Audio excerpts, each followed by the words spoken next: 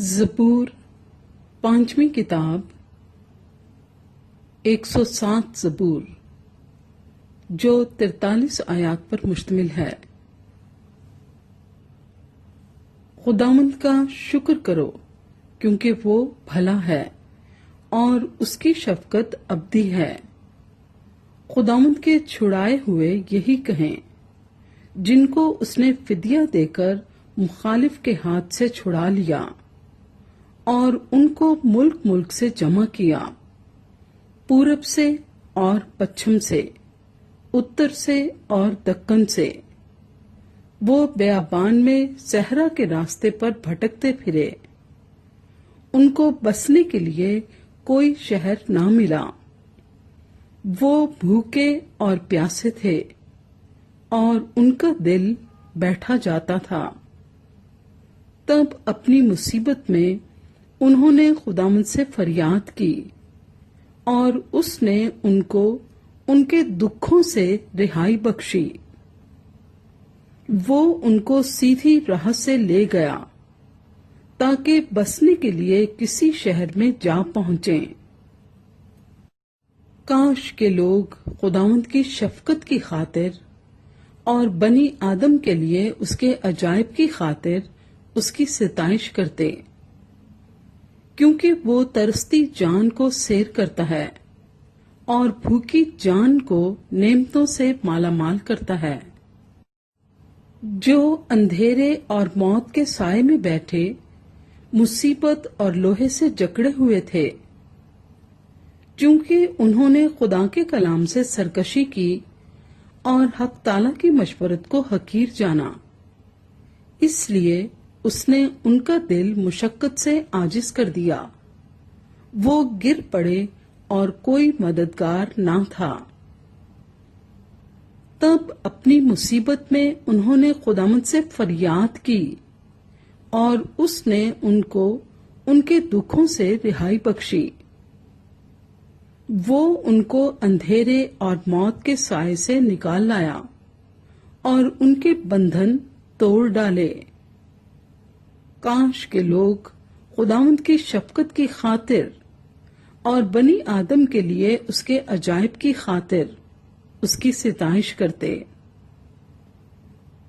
क्योंकि उसने पीतल के फाटक तोड़ दिए और लोहे के बैंडों को काट डाला।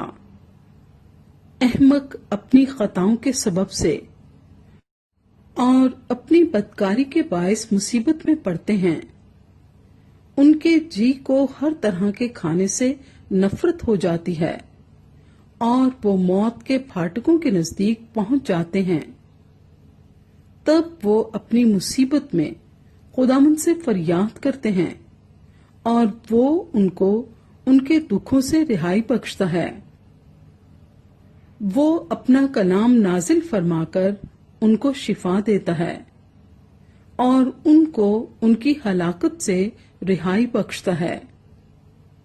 काश के लोग खुदावंद की शफकत की खातिर और बनी आदम के लिए उसके अजायब की खातिर उसकी सिताइश करते। वो शुक्रगुजारी की कुर्बानियां गुजराने और गाते हुए उसके कामों का बयान करें। जो लोग जहाजों में बहर पर जाते हैं और समुद्र पर कारोबार में लगे रहते हैं, वो समंदर में खुदावंद के कामों को और उसके अजायब को देखते हैं, क्योंकि वो हुक्म देकर तूफानी हवा चलाता है जो उसमें लहरें उठाती है। वो आसमान तक चढ़ते और गहराओं में उतरते हैं। परेशानी से उनका दिल पानी पानी हो जाता है। वो झूमते और मतवाले की तरह लड़खड़ाते और हवास बाख्ता हो जाते हैं। तब वो अपनी मुसीबत में खुदावंद से फरियाद करते हैं और वो उनको उनके दुखों से रिहाई बख्शता है। वो आंधी को थमा देता है और लहरें माकूफ हो जाती हैं। तब वो उसके थम जाने से खुश होते हैं। यूं वो उनको बंदरगाह मकसूद तक पहुंचा देता है।